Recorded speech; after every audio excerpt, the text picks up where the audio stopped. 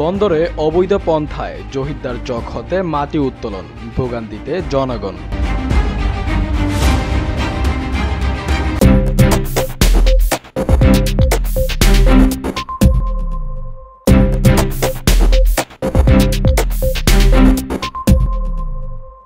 নারায়ণগঞ্জ বন্দরে মুসাপুর ইউনিয়ন পরিষদের বালিগাঁও এলাকায় অবৈধ পন্থায় জহিরদার চক হতে মাটি উত্তোলনের অভিযোগ উঠেছে।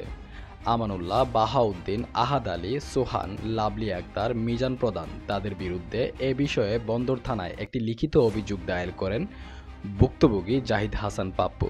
জানা যায়, প্রতি বছর পানি সেচ দিয়ে জহিরদার চক হতে মাটি উত্তোলন করার কারণে আশেপাশের জমির মালিকগণের জমি ভেঙে যায়।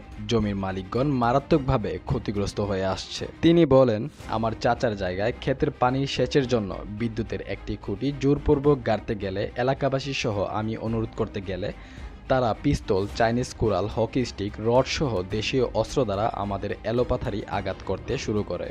প্রশাসন ফাঁতে তো আমি গেছি, প্রশাসন নিয়ে আমি আসতে পারি, আমি একসাথে গেছি প্রশাসনের সাথে। প্রশাসন বলছে ভাই আপনি আসেন, প্রশাসনের উপস্থিতি করছে, সামনে ছিল ইয়ার পরে প্রশাসন বলছে আমার ভাই আপনার আমার মাইর আমরা মারবো, আমি আমরা তদন্ত করতে আসি, দেখতে আমরা জামুগা। এর মধ্যে আমি গেছি, যাওয়ার পথে আমারে মারছে, মনে করেন পাপ্পুরে মারছে, আর চাচা ফারুকরে মারছে। ইয়ার পরে আমাকে অনেক নেতা কর্মীরা আসছিল আমার লগে। আবার আমি ফোন দিয়া আমার দামগড়ি ইউনিয়নের সভাপতি জাহিদ খন্দকারে নিয়েছিলাম লগে। আঘাত আমার মনে করেন মাথার মাথা আঘাত করছে, আমার যারা আমাদের আমার শরীরের মাথায় হারা মনে করেন আঘাত করছে, আমার তো শরীরের মাথা আঘাত করছে। হ্যাঁ, লাস্টিকে হারা মনে করেন অস্ত্র নিছে, রান্দাও, চাবুটি ইত্যাদি বহু কিছু নিচ্ছে, হকি স্টেক, হ্যাঁ, পিস্তল নিয়ে তো আমার সরাসরি গুলি করছে। এরপরে আমি জাবদা হয়ে গেছি। এটা দেশের মানুষ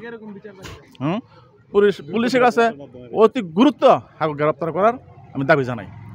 এখন যে আমলিকের দোসররা এখনও দেশের সম্পদ কাটিয়া, কৃষকের জমিন কাটিয়া হারা মাটি কাটিয়া নিয়ে মাটির ব্যবসা করতেছে অবৈধভাবে। আর একজনের জায়গায় না কিনই আরেকজনের জায়গায় মাটি কাটিয়া নিয়ে জায়গা 50 থেকে 60 ফুট গভীর করে আর মাটি কাটিয়া নিয়ে যেতেছে। আমাদের কথা হইলো, প্রশাসনের কথা আমার দাবি, আর এটা গুরুত্ব অতি দ্রুত হারা যায়, এটার অ্যাকশন নেই।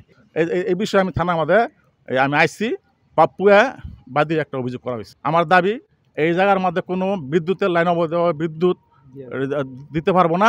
এবার এই আমার দেশের জনগণের, কৃষকের সম্পদ না কাটতে পারে, এইটা আমার দাবি। আর অতি দ্রুত আর এটা আইনীয় ব্যবস্থা নিব এবং এটা বদ্ধ করে দেওয়া হইব।